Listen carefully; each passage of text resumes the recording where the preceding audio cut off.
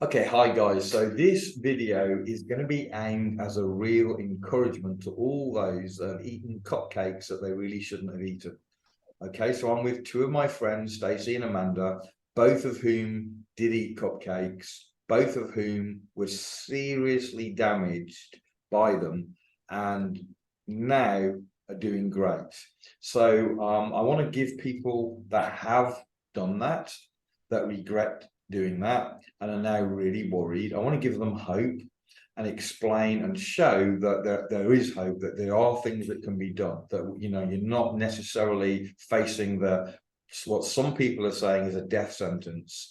And there's a lot of fear mongering going on. And while there's some truth maybe to that, we've got to focus on the positives, and there's lots of positives to focus on. So I'm going to kind of just have an informal chat with both Stacey and Amanda. They're going to share where they were at, some of the things that happened, and you can see on the video that they're no longer anything like where they were not that long ago before they started doing a few things. So I see Amanda's muted, so I'm going to start with Stacey. So hey Stacey. Hi. All right, so you're sounding bright and cheerful. Yeah, that's pretty much how I am most days nowadays, which is quite Awesome. the contrast. So it's going to be hard for people to visualize where you were. So how first of all, how long ago was it that your health took a nosedive after you ate some things you shouldn't have eaten? Well, I took a nosedive after I ate the second cupcake. Within about an hour and a half, I became acutely ill, and then I got some symptoms right away that I carried on through my illness, but a lot of things developed over time of the illness too, and then my life completely turned around 11 weeks ago. So. Okay, so what was the initial symptoms that you had in a couple of hours after to start with? I was actually sitting at lunch with my brother because we actually ate cupcakes at the same time, went together to the same church to get them.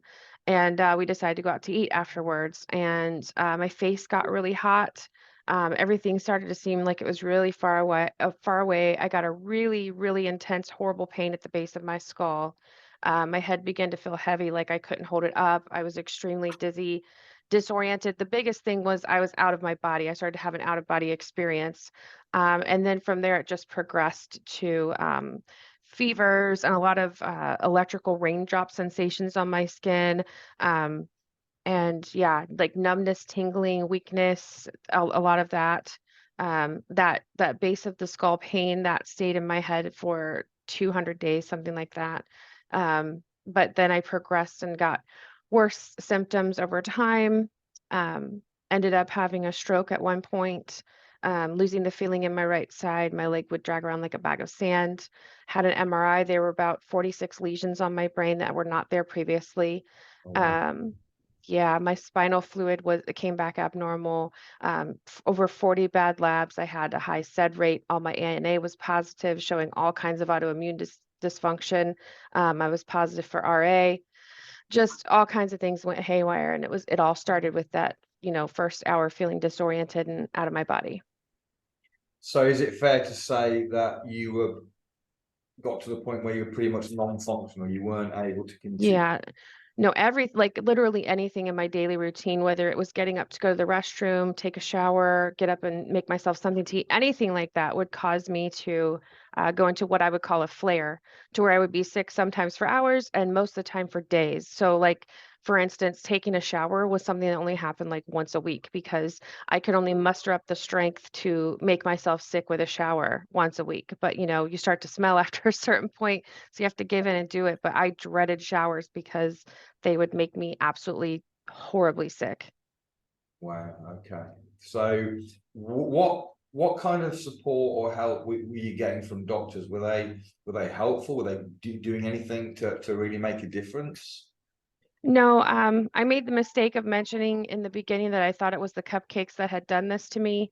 And from that point forward, I was pretty much blacklisted. All they did was, they'd run a bunch of tests and put me through things like a lab rat, but then they wouldn't do anything about them besides throw me some, medications like gabapentin or some anti-seizure meds, and not really explain what they were for, just a handful of medications, send me on my way. The main diagnosis they kept giving me was oh, it's just migraines. You just have migraines and you need to lose some weight and you need this therapist because you have anxiety. And I would get chastised and shamed all the time because of my weight, saying that, if you really cared about your health, then you would lose some weight. Or because I'm also a smoker, they would say, if you really cared about your health, you wouldn't be a smoker. So really, there's nothing to discuss here. And they pretty much just would stonewall me and send me on my way. I saw 26 specialists, none of whom would admit what happened to me. And that's when I gave up. After the 26th one, I just was like, they're not gonna do anything. Even though I felt like I was dying every day, I gave up. So we'll come back to that dying thing, but let me just, I noticed Amanda's now not muted. So let's just switch to Amanda for a little bit. So Amanda, you just heard what Stacey had to say. Did your journey have any comparisons to that, or was yours completely different? Oh no, it was similar in a lot of ways.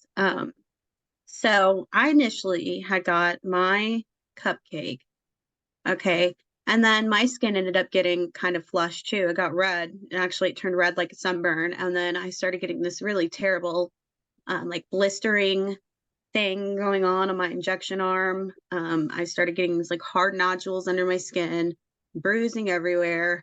The skin on those areas was rubbing off. It's very, very uncomfortable. I was shaking, tachycard, like fast heartbeat. Okay, that I still have going on. As time progressed, I would notice myself shaking more, crying inappropriately. I ended up losing all feeling in my left leg. And I also had some sort of like palsy thing going on. And whenever I went to the hospital, they told me I was having a panic attack, which is obviously not going to be the case. It wasn't the case. Okay. They totally dropped the ball there, because similarly to Stacey, I told them that this started after I ate the cupcake. So literally just past all liability. And I've been through many tests with multiple doctors. There's so many things wrong, they eventually ended up diagnosing me with MS, but I still don't know what the majority of the things that are still wrong are. There's still things that I have no answer for. So that's been very frustrating. And no, it's not all weight. It's not all anxiety. I had another doctor blow me off, blaming it on my weight. This is before we started getting imaging and stuff done. And you want to talk about really an experience that brings a lot of anxiety in itself, like to go back and have to see these people, it's almost like traumatic in a sense. I never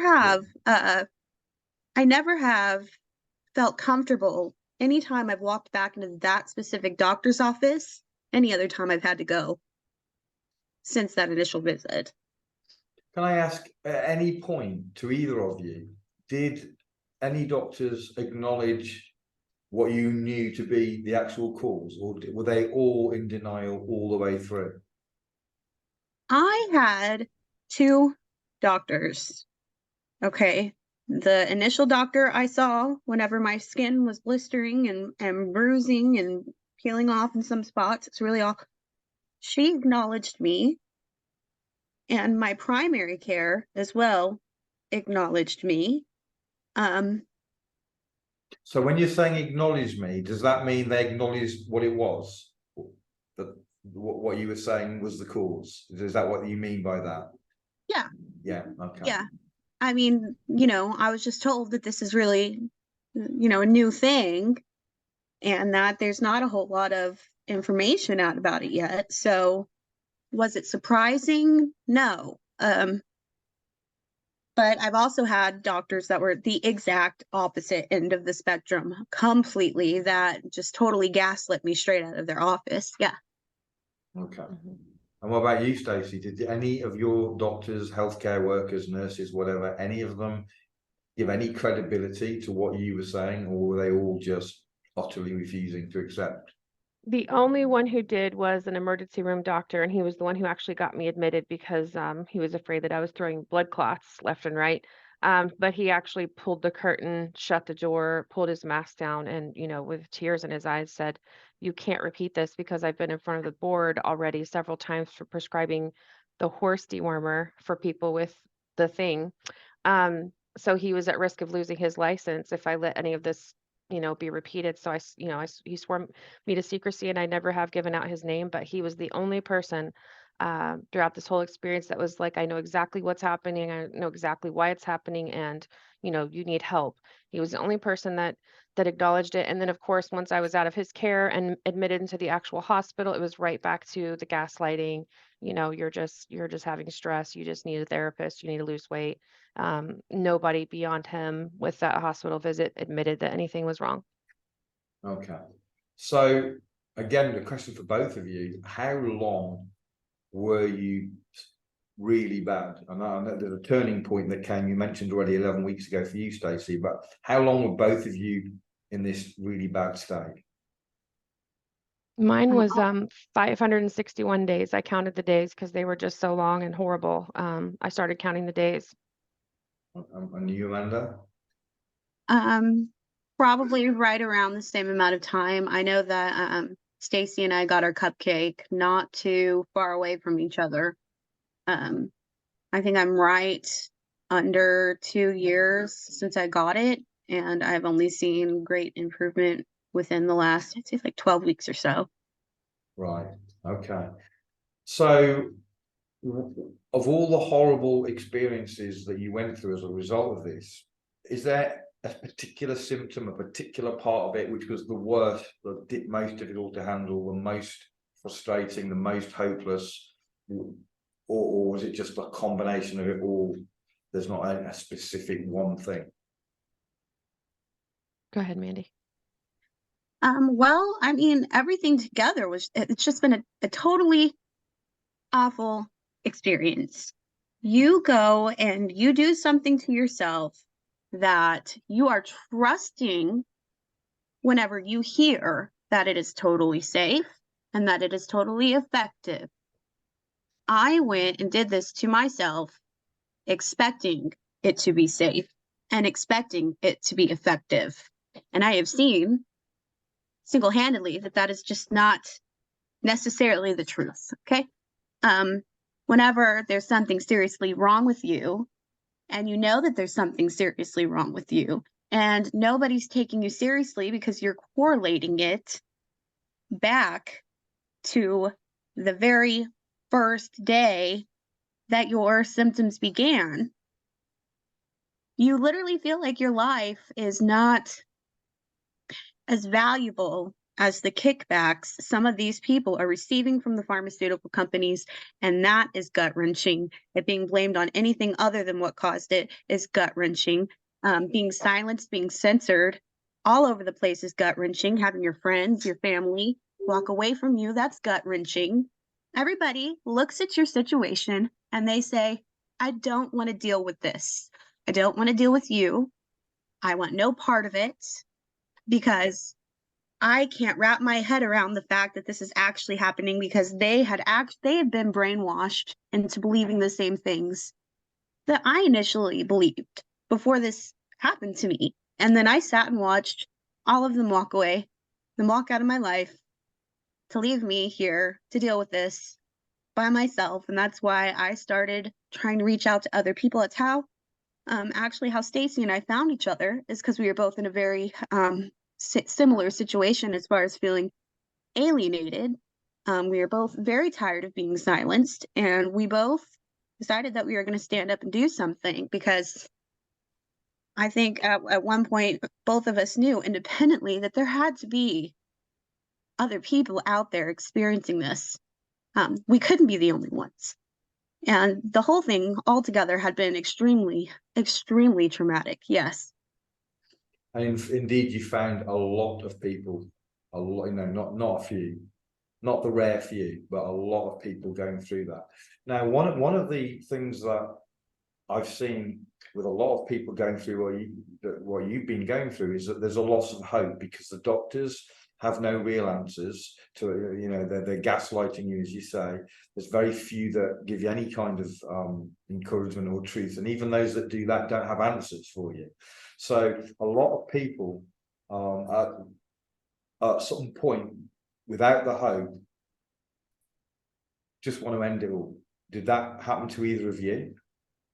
Yes, multiple times, multiple times. In fact, touching on your last question about what was the worst part of it, as far as like symptoms go, the mental torture is the worst part of it, because not only are you alienated by the medical community, you're also alienated by friends and family who think that your illness doesn't match their political agenda, who, like and Mandy said, they just don't want to deal with it. It's just too much. They can't accept what they're seeing in front of them, so they just avoid you. So,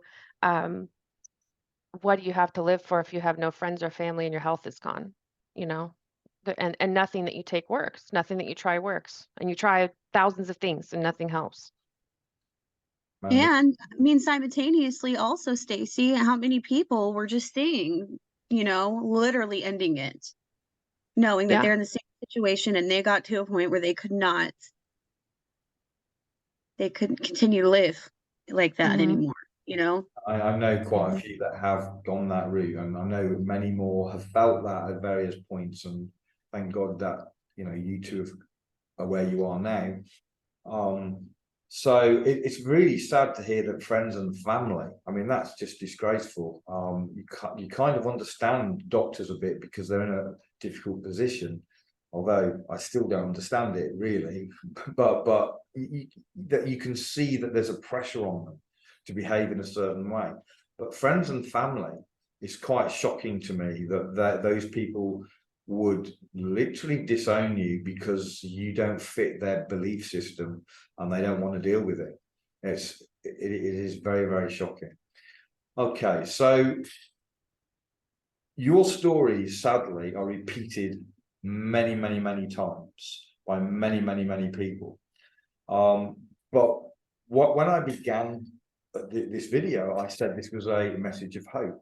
And we're coming towards the end of it now, and I want to move to the hope, okay? Because people can see, just watching the video, that you're not in the desperate state of pain and a lack of energy and all the things that, you know, strokes and all the things that you were talking about right now. And although I don't want people to get the feeling that you're now perfect, everything's rosy, you still got an uphill battle. But you've moved tremendously in the last 11 or 12 weeks. And we have to be very careful at this point what we say, because you cannot make claims about anything natural helping anything like you're talking about. So we're going to be a little bit general in this part of the video.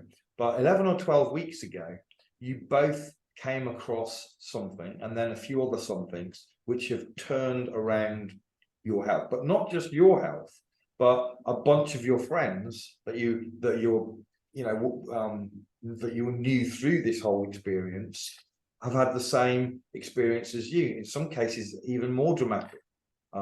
So again, I'm going to be cryptic a little bit, but there's a way for you to find out exactly. I just can't do it publicly in this way on this video. But so the first thing that you found that really helped you was using a certain range of frequencies on your body, right? And we're going to be, as I say, we're not going to go into any detail on this, but that was the beginning of a turnaround for both of you when you started using a certain set of frequencies. And when you did that, kind of what happened? So you were in this horrible state. What happened? You can go first, Mandy. She actually got hers before me, like a week before me. She lucked out. So, okay, so I used it the first day. I didn't notice anything other than some tingling, like a nice tingling sensation. Used it the second day. I really felt kind of fluish. I understand why that is now. Okay, the day 2 and 3, I didn't feel well. I didn't have a plethora of information to go off of when I first started using this device. So I thought maybe I was coming down with something. Didn't know. On day 3, I woke up and I noticed that I did not have to roll out of bed in a specific way. Okay, because I have really bad spinal issues that have popped up within the last year, and it makes things super painful, especially getting up in the morning.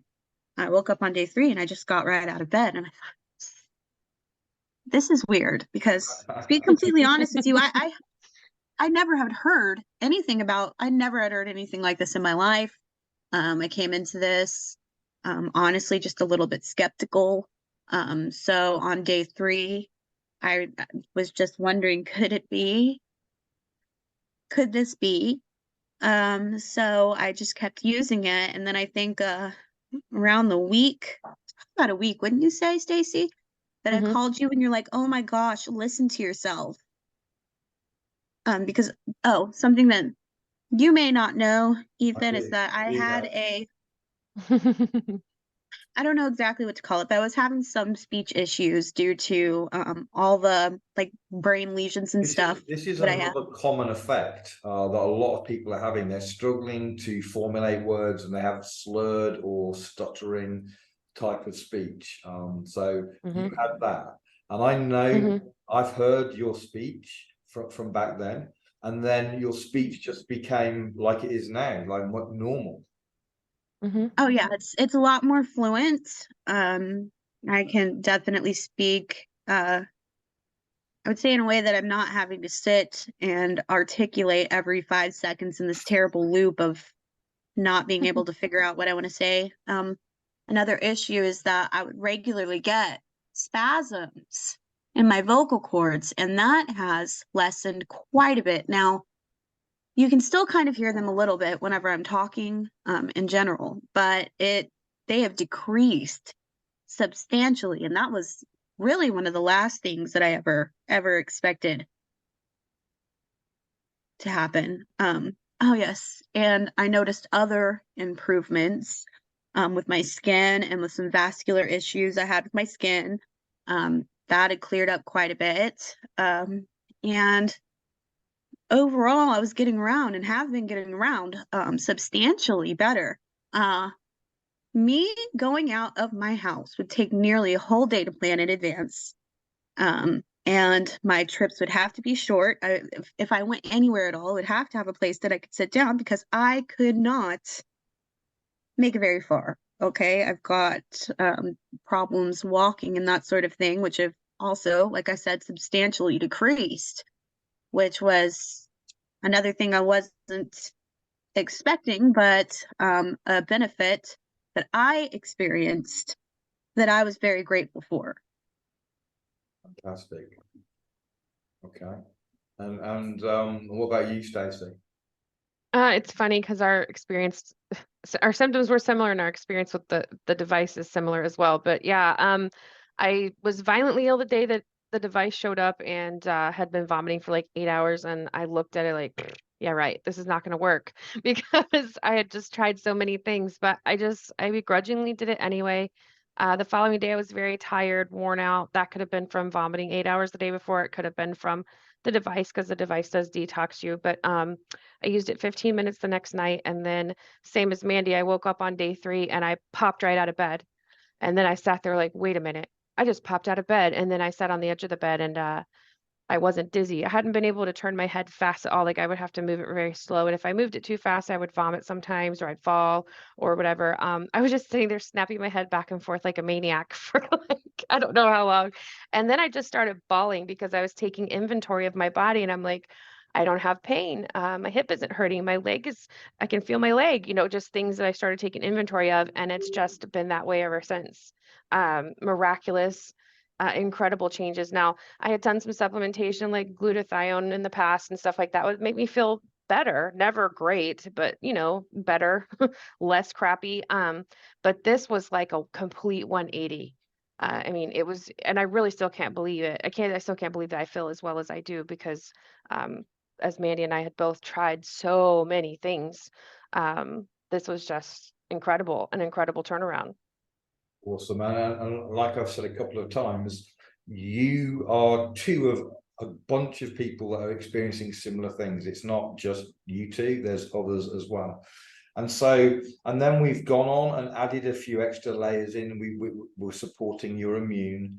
We're supporting your body's ability to remove some of the graphene oxide, spiky things and other stuff. We're increasing your body's ability to make glutathione. You just mentioned there, rather than just supplementing, it's not the same. Increasing your body's ability to make it. We're doing a few other things, and you're seeing gradual improvements. You still have down days, so there's some days I know both of you feel like terrible. Again, we want complete transparency here, because sometimes people look and they see you looking great and they don't understand that you're still fighting. Okay, you're still fighting. You're vastly better than you were before, but you're still on a journey. Okay, it's a journey of improvement now, thank God. Whereas before it was a journey of where you were getting worse. So we've done it, like you say, a complete 180. I was going to say a 360. That's wrong, right? It's not. It's a 180.